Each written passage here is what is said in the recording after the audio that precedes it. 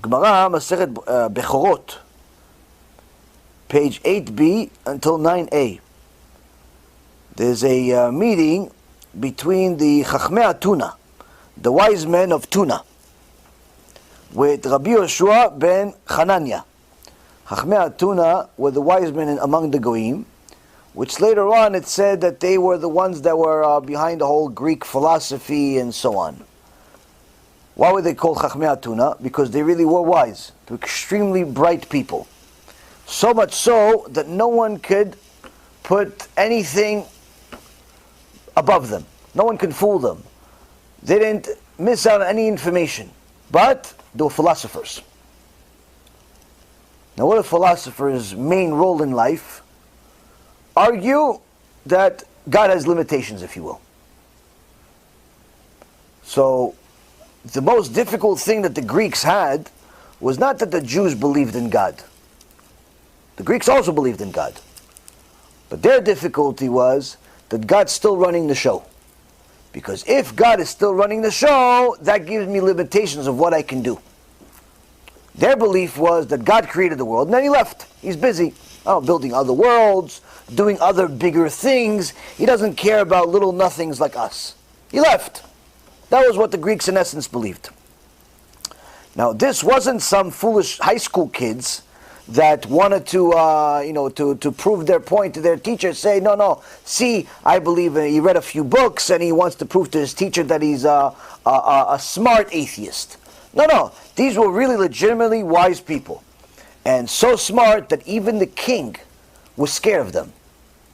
They went against the king, but he couldn't prove them wrong. So he couldn't go against them.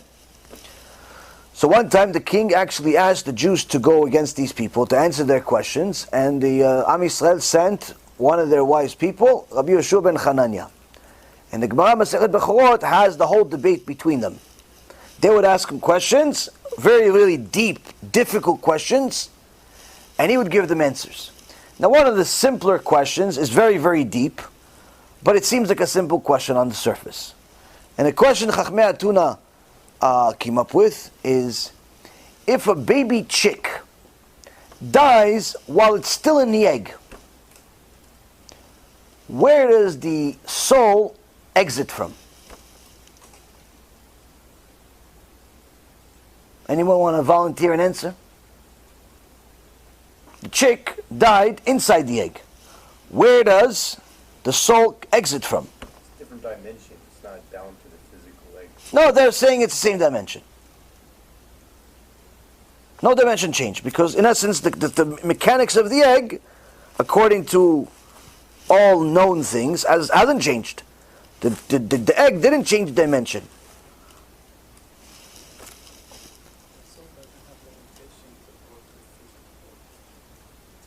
It's not answer. The fact that the soul doesn't have limitations is not answering the question. It's giving me an indication of what the answer is, but give me an answer. But the chicken soul doesn't go to heaven or hell. Destination is irrelevant. Question is, if the chick dies while it's still in the egg, where does the soul exit from? What's the question really? The egg is closed. There's no holes. How does the soul leave? Now you may say, oh yeah, no, it never actually leaves. Maybe it's really in the blood in there. Or you're going to say, maybe there's no soul. Or you're going to say all types of things based on your logic, right? Rabbi Yoshua ben Chananya said the right answer. What's the right answer?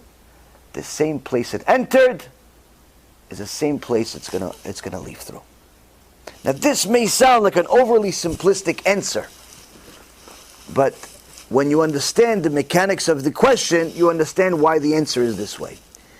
What are the Chachmei Tuna, the philosophers, really trying to do here?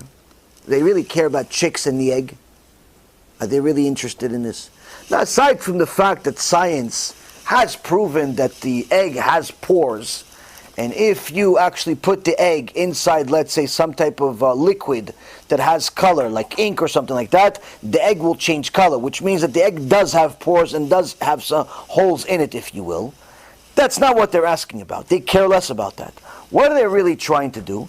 They're trying to say that there is either a limitation to God, or no God, or maybe this, or maybe that. In essence, the whole goal of the philosopher is to put doubts into your belief. To put doubts into your belief. Why? Because logically, whatever answer you give the guy, whether it stays inside. Oh, then how did it get in? You can't answer that one then. It says, oh no, it's going to, it's going out through the egg. But show me where the hole is. How come the egg doesn't break? Whatever egg you have, whatever answer you have based on your logic, the philosopher already has a rebuttal. So Chazal already knew all of this, and already knew, like Elchanan was saying, there's no limitation. They already knew what Satan was saying.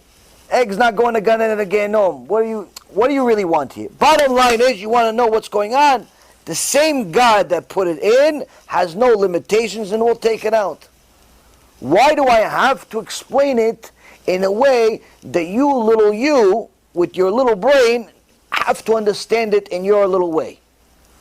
Because what are you trying to do? You're trying to minimize God. You're trying to humanize God, where so long as you cannot understand the explanation, therefore it's not valid.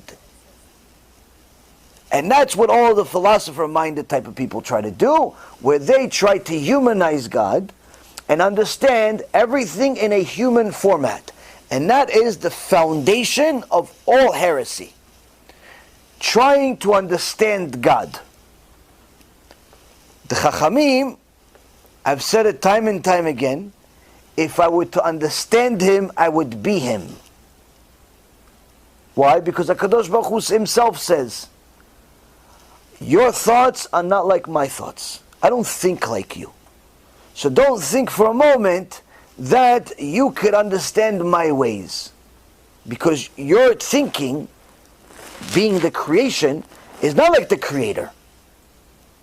The computer doesn't think like the human being that created it. So you think that you are going to be able to figure out the Creator. That already shows that you have a limited emunah, limited understanding of who God is and what He is. So Rabbi Yaron ben Hanania was already understood this very well before he got into this argument, and he knew that the answer that really is the only one that's right is that you are trying to limit God because you're trying to explain everything in a normal, rational way. That's not how it works. The creation and nature itself cannot be explained in a normal, rational way. Now, there are certain things that you can reason. There are certain things that you could even prove and see. But the overall creation, the mechanics of it, and why certain things work, how they work, and there's no explanation.